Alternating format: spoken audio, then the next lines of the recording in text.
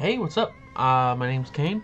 Um, let's talk about strikers. Somebody convinced me to go ahead and make a tier list, so I'm going to.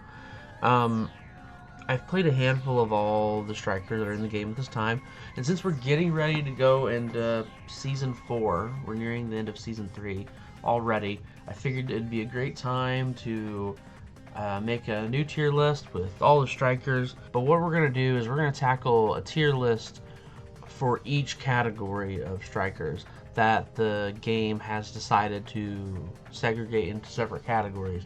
Your brawler, sniper, attacker, defender, and support class. So I think what I want to start with first is I'm going to start with defender, and they have put down Tricera, which is here. There you go. We have a Tricera. And then they also listed Hurricane as the other defender class. After a long time of playing the game, I'm going to be honest with you, another defender in my opinion would be Stego. But he's very offensive. He has a lot of firepower for sure. Depending on what the objective is, I would prefer probably a Tricera on my team or to play as. Depending on what that objective is. If it's like an escort mission, hands down, I think a Tricera should be on the team regardless. That plays a little overused at this point, but I think it's still something you should try regardless every match, depending on how they can handle it. Coming off of that, we have your Hurricane. And I believe he is a lot more good for like data node control or things like that. He has some decoy options that really prevent those long range fighters. They'll expose themselves if they choose to take those out. So I think they're still pretty much the same no matter what. And Stego's the only one dealing extra damage. But he is also somebody that I've seen be able to hold down a location really well. Defend a core right drill while the team, extracts it. Stego has been pretty good across the board for most of the game. I would say if I'm gonna rank them appropriately, we're looking probably between, just depending on what the objective is you have. Stego would only follow right behind, but honestly, I think Tricera might just get more play, more use out of, depending on what the objective is. I think when it comes down to what the map is, Tricera is going to outperform. But when we get to things like Mash Smacker or really big map locations, maybe we're doing data upload missions. Tricera is not going to cut it, in my opinion. He just really can't do all the work. You'd be better off doing it the other way around then. If Tricera does not have mobility, he never will. He's a tank. He will get from A to B when he gets there. So a Tricera player knows what's going to happen next when it comes to playing on the map. He knows in advance where he's going to go, where he needs to be, and he will post up as accordingly and absolutely take control of the full area. Even as somebody who mostly uses ranged strikers, if I see a Tricera and he has already got all of his shields on, I'm not going to take the time to shoot at him. I'm going to shoot somewhere else, go somewhere else. I don't know.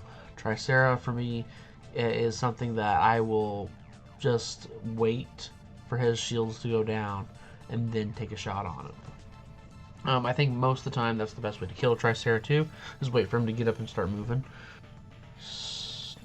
Snipers? They have listed Norn, which is one of the newer strikers, of course, Aquila, and Narukami.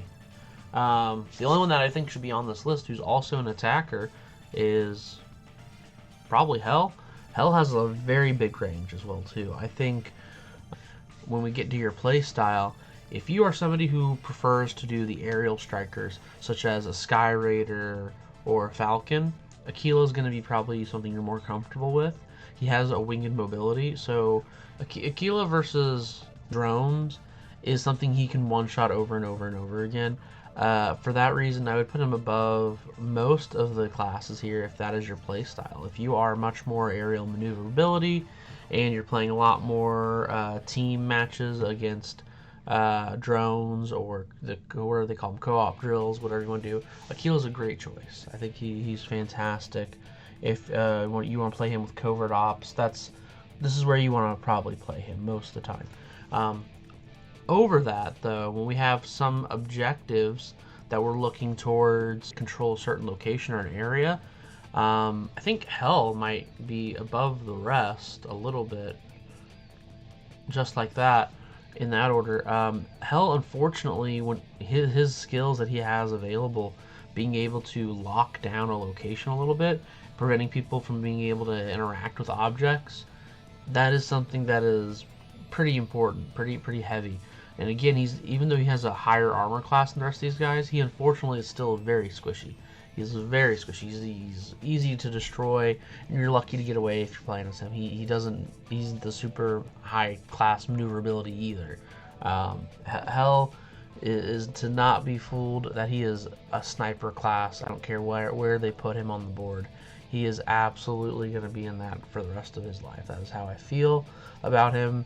And I think regardless, if you're still wanting to do that high damage output, but you also like the idea of being able to disguise yourself a little bit or drop a stun options that, again, help protect yourself overall, you can kind of almost stun lock your opponents too when you get to close range. You partner Hell with a handful of other teammates, he can do a good job of taking out enemies easily. He is this is your spy type of character. I really enjoy playing as a Hell class. So in this order, if you're looking at any objectives that require you to interact with a drill or interact with the data upload, Hell's a great choice still for those kinds of missions. He can hold them down and he can pick them up really easily too. Same thing kind of goes for Norn. I enjoy the fact that since Norn can also turn invisible, he can do both with his stun options and explosive arrows. He can do a good job of holding locations down, preventing enemies from interacting with stuff. If you're much more free aiming targets, which you should be, 100% is something you should be, I think Akila will outperform everybody on this board almost all the time. And again, you're looking at that board the same way we did at the beginning, Akila sitting at top. Just because if you have the ability and skills to run Akila at the top of the board of just being able to aim at targets, it's got the most range. Akila has the most range. If you can free shot every striker in the game, you can alternatively kill everything before they get close enough to get you. So don't hesitate that an Akila or an Arakami both have this wonderful skill of having high power aiming from the distance, whereas Hell and Norn unfortunately might be a little more not quite as long as range. So keep those things in mind, that if you are more of an FPS player, you have a lot of experience doing that, you're going to excel probably much better by just playing your Akila or Narakami over these two. I would probably even suggest Norn would be better than two. So this board is completely being flipped just because of, again, your play style, something that you might be more familiar with, which is why when we're doing this tier list, I'm not placing them in the way that I would prefer, which I will do at the end of the video. I will go ahead and do that, but this is where I believe it should be right now, depending on that play style. Let's go ahead and tackle support class. I think something we should really consider for a second. Oh, I'm sorry, is they also have Serenith too? I missed that one, Serenith. Something we should consider for a second is we have 2 healers and 1 non-healer. Serenith not being a healing class mech just gives me the vibe that if you're playing a Serenith, he has a AoE effect, he has the ability to grab a hold of items and interact with things from a distance. First off, I think that distance should be heavily increased. I know that sounds maybe a little broken, but there's not much going on for Serenith overall that I have a hard time placing him anywhere. Now, I've seen players play a really good Serenith game. I have absolutely enjoyed playing Serenith, especially when he first came out. I really enjoyed him quite a bit, but it is just not something I've seen go above and beyond those things. Look at the healers on their own. Um, Lumine and Panaka, regardless, it sounds awful to say they're interchangeable pretty much in almost all fashions. I think I enjoy playing Illumine more, but Panaka alone, I think, is much more defensive, where Illumine might be more of your objective-based healer. So if you are playing Illumine and also focused on the objective at hand, in most cases, he might be a little bit better just because he has a drone that basically does small damage, again, preventing people from interacting with objects. That is something I would keep in mind, whereas Panaka is way more defensive. If you're looking for objective and attacking, you'd be Illumine.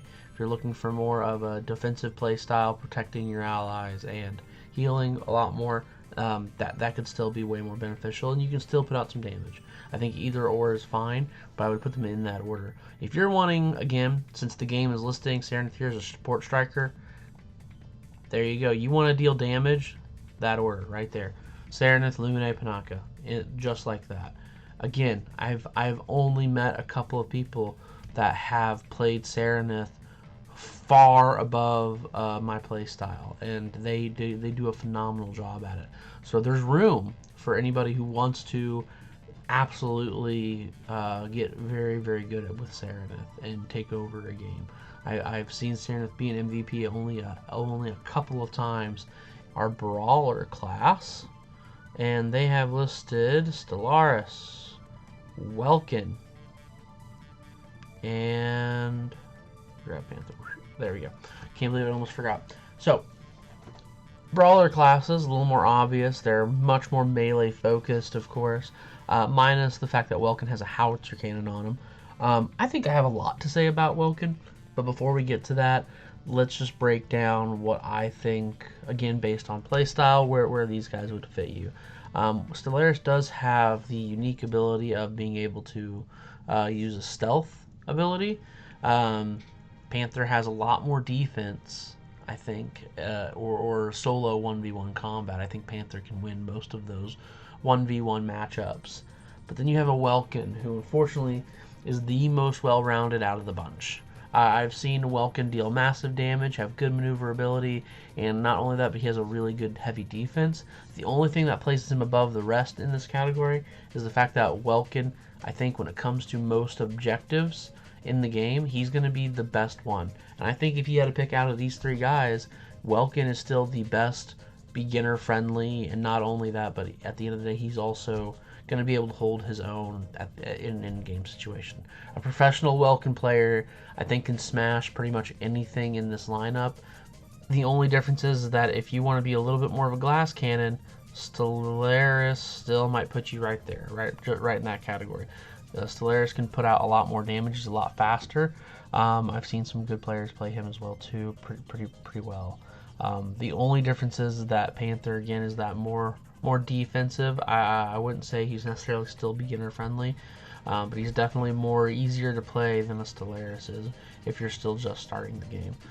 Regardless, out of these three, I would still put that Welkin right there at the top priority list. If you don't have him, grab him. He's going to be pretty up there on my list as well too. Last but not least, you know, they didn't include this. We have Frere listed as an attacker, so he's supposed to be pretty well rounded, and that's what most of these guys are here. However, we're gonna have to place Frere way above, back on that brawler side. Frere is a brawler class mech. I think we would be wrong to not include him on that list. So when it comes to Frere, I would put him same thing with Stellaris, in that order, with Welkin on top and Panther right here on B. So if you are wanting to play brawlers, Frere is a fairly newer one as an option. He has a wonderful combo system. He's also a little harder to learn, but I would still put him right here next to Stellaris, only because Frere doesn't have the objective-based defensive skills that Welkin might have. That's the only reason why he's not going to get put up there. That is the only reason. But moving on, since these guys aren't on that category, let's drop them back down here. So back to these attackers, because again, this is the most well-rounded bunch. My biggest problem with looking at all these characters is we have 3 of them right here that are like more closer to that aerial maneuverability combat. Same thing with Aquila. He should be up there with aerial like models, and I don't know why we don't have them separated. Aerial strikers would be one of the best things to have in a separate category, yet they do not. And it still shocks me that they're just going to leave them in a balanced attacker class, and I don't really know why we're doing it that way. If you want to play an aerial type class here, I would heavily suggest, we'll use again S, A, and B to tell you my opinions on that. Probably something closer to that. Sky Raider and Falcon together are your best aerial classes. They're the only ones pretty much that have that transforming unique ability, but I don't know. I think this is probably what you would rather play. Though Sky Raider, Falcon, I mean, they're all really good with aerial movement, but Sky Raider and Falcon both deal lots of heavy damage. Aquila can too, absolutely. His maneuverability, I think, can be above the other two, but you know, you get a little more speed using a Sky Raider and a Falcon. And I think the only thing would be difference is that if you're better at management on your energy supplies to fly around, maybe Aquila and Falcon would be better. And at the end of the day, Alphard is still sitting here with 2 chain guns in the sky, and he's not, again, one of the newest options of the strikers that we have available, but I think Alphard is still underperforming on most fronts of being that kind of attacking mech. He can do lots of damage for sure, but I would still rather put him in an aerial maneuverability category. At least then I feel like he's a little more unique. Because even in the attacking classes, which I'll go back to putting them down as, I don't think they're going to do much more than what we already have them as. Alphard is, I don't think, going to be anywhere higher on this class. So out of all of our attackers, out of all of them listed here, gosh, this does make things a little harder. I don't want to separate them. It's what I think is more defensive. They're technically all supposed to be more of a balanced type class that have unique abilities.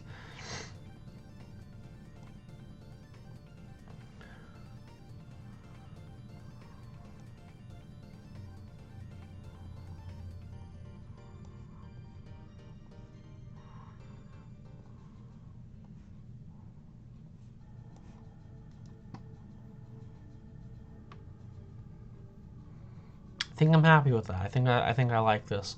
So these are all of your attackers. These are the balanced mechs of the game that they would look at. And somebody's probably going to be pretty upset to see a Stego and Makila at the bottom. Makila's unique. Makila's great. I don't actually personally have enough experience playing as Makila to give a really fair opinion on him. I've seen some good players smash a lot of things and, you know, use their chariot mode to zoom around real quick, and they have a unique healing ability as well too. So I think Makila is somewhere to, you know, he has a spot on this list for sure, probably higher than what I might give him.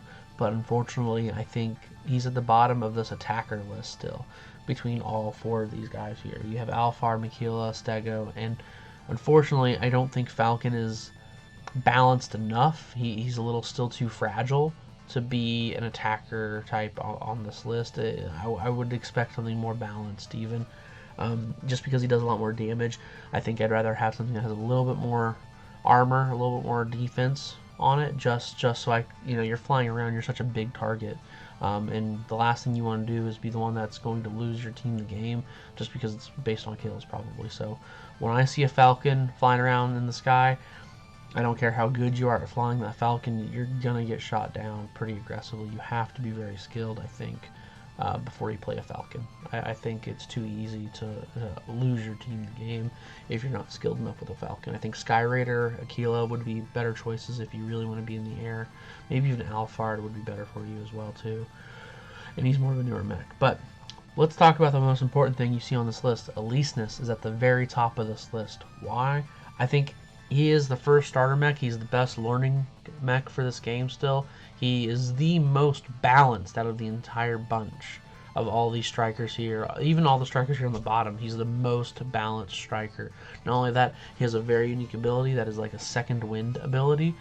Being able to basically survive death 2 to 3 times before you finally die is absolutely impressive. And I would heavily suggest anybody who can master an Eliseness class, do that first. If you feel like you want to really get really good at any of these mechs and go pro or something crazy, start with Eliseness. He's going to be the most balanced of the group. He's going to be able to pull you through lots of games. If you can get good with Eliseness, you can get good with probably any of these mechs here sitting on this board. I honestly, personally think he's very slow sometimes. And sometimes I believe it can be a little clunky, but at the end of the day, he is extremely hard to beat. I think even somebody who's new to the game can, really help out a team and really put something in when they play as an Eliseness, because at least then we have something that's more of a bit of a tank, but also quite a bit of a fighter. So, I think somebody who might struggle with the game, Eliseness is still going to pull you through a little bit and help you get better at the game at the end of the day. That's everything. We've been through all the categories now. We've looked at every single category in this game. We made a new category just for aerial models. I think what we do next is we make an official group here that's just my own opinion. We'll go ahead and break those down real quick between what I prefer to play as, what I like to play as, and why. And then straight up mechs that I just don't like. Real sad right there. The mechs we do not like. Man, and I'm just going to make people angry when I do that, I bet. So, let's see what I can do first to segregate these guys a little bit to mechs I do like. So, mechs I don't believe I've given enough time to really decide whether or not I think they're one of the better choices or best options. Might be Lumine. I haven't given him enough time for sure. Alphard, Makila. You guys get a little extra time on this board before I officially decide where I want you guys to go. Everybody else here, I've put a lot of hours and time into, and I feel comfortable where I'm getting ready to move them. I think mechs that I really don't like, unfortunately, is probably Tricera. I don't think he deserves to be here, but I just hate how slow he is. I can't do his maneuverability on almost any map. I can't stand it. Not good with him to begin with. I struggle to really win a game with a Tricera.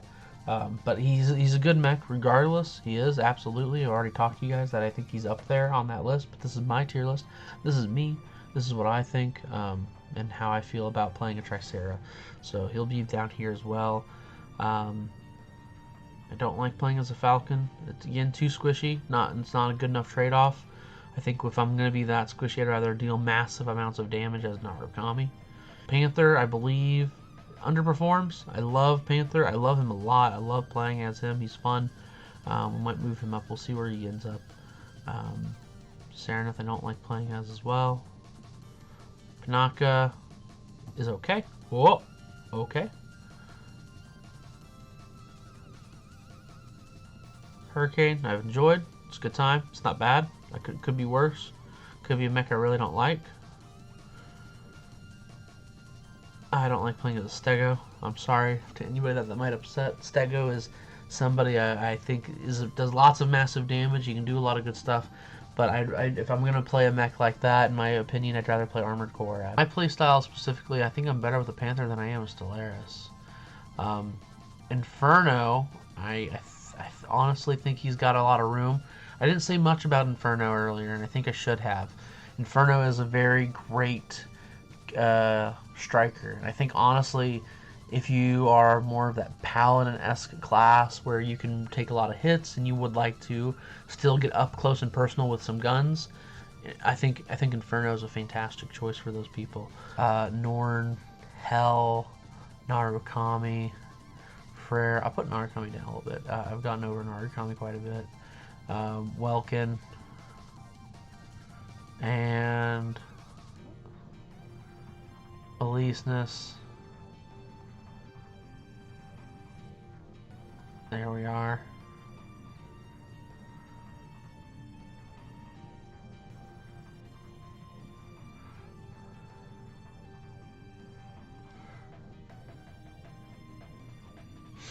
There we are. This is my final breakdown. This is my final opinion of where I think these guys go.